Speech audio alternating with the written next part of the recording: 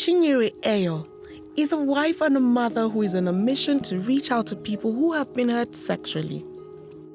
This mission was born from Chinyere's personal experience. It all began when she was abused at the tender age of 4. One of my uncles came to visit. Nobody was home, but he used that opportunity to sexually abuse me. And I didn't really know how to broach the subject with my mom. And I just told her, "Mommy, my bum bum is paining me." And, she waved it off, told her, okay, to be better. Just 2 years after that, another uncle came to live with Chinyere's family. My father introduced him to us, and from then he started, sexually touching me in the presence, of my parents. They didn't know what was going on. He was using me to stimulate himself.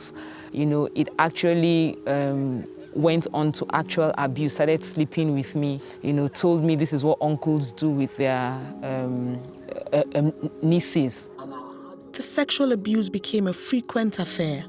He would use every opportunity when my parents were not in or when they were not in the room to make me touch him or get to, to touch me. Sometimes at night, he would come to me at night, wake me up and sleep with me.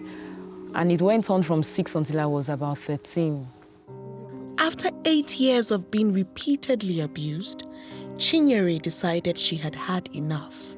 I remember that night, he came to me and tapped me as usual, and I told him no. Of course, it was in the night. He didn't want to make a scene and, he left. But later in the day, he kept on, cajoling, telling me, begging me and all that. And I just told him, I'm not doing this again. Even though the physical abuse had stopped, Chinyere struggled with depression and low self-esteem. It got so bad that there were times I would think of killing myself. There were times I would ask myself, if I died, who would come to my burial? Because I felt that bad. I felt there was nothing good about myself. I felt nobody loved me. I just felt that anybody looking at me would see how dirty I was. I felt dirty all the time. Chinyere continued to suffer in silence. But when she turned 19, she gained admission into a university. There, she got a new beginning when she gave her heart to Jesus. After I made that decision and I said the sinner's prayer, you can't imagine how free. For the first time in my life, I knew I was doing the right thing, and I just kept on saying, Father, if you could do anything with me, I'm ready, I'm available. But one day, tragedy struck again. I was going for a meeting at night. I took a bad decision and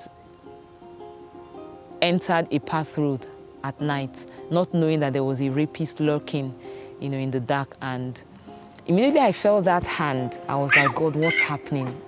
He dragged me into the bushes and there I was raped. You won't believe 2 weeks after that, I was coming from another fellowship off campus with 2 of my friends, and we came across this dark path on the road, not knowing that someone was there, and again, I was raped. Chinyere's heart was filled with so much pain and anger. I didn't go to fellowship, I didn't read the Bible. I was struggling with my faith. I couldn't imagine that a good God could allow this happen to his child. But as months passed, Chinyere felt God's love reaching out to her. She yielded and allowed Jesus to heal her heart and take her pain away. Soon, someone also wanted Chinyere's heart. We had been friends for about 4 years before, and he said, Chinyere, you're the one I want to spend the rest of my life. And I said, look, at that time, God had already told me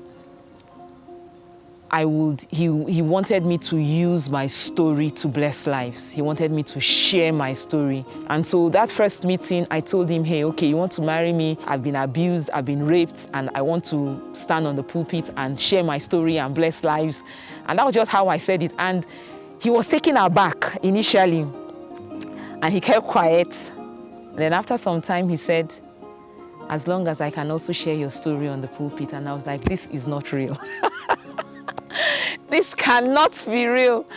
I didn't expect that. And so I told him, okay, look, just give me space. I can't deal with this now. It was all like a dream.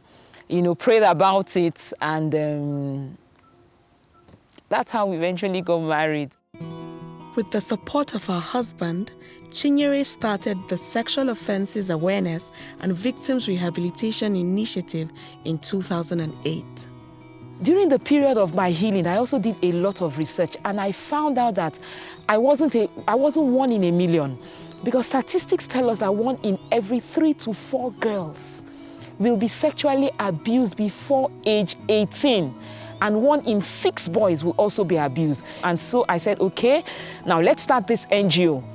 We will create awareness. We will advocate on issues that has to do with child sexual abuse, but then also we will build capacity of the children and teenagers themselves to recognize these abusive situations and protect themselves. And then lastly, help survivors and victims who have been abused. Chinyere's NGO has been working primarily with schools to reach out to many young people. She believes this fight should be a social responsibility for everyone. Every parent, every caregiver, even the government, it's everybody rising up so that when abusers are caught, the law enforcement agents do not let them go. They are brought to book and get to know that, hey, sexual abuse, rape, is a crime against the abuser that they should pay for. To people who have been hurt through rape or other sexual crimes, Chinyere has this to say. Release that shame, release that guilt, find someone you can talk to. Turn to God and find yourself in Him. The abuse does not define you. It hasn't changed the person that the Lord made you to be. It hasn't canceled out your destiny. You still have a hope, you have a purpose, and with the help of the Lord, it will be fulfilled. Forgive yourself, forgive the abuser, let go of the hurts that you may have towards anybody or God or anyone for allowing it happen, and just focus. Tell yourself, this too shall pass.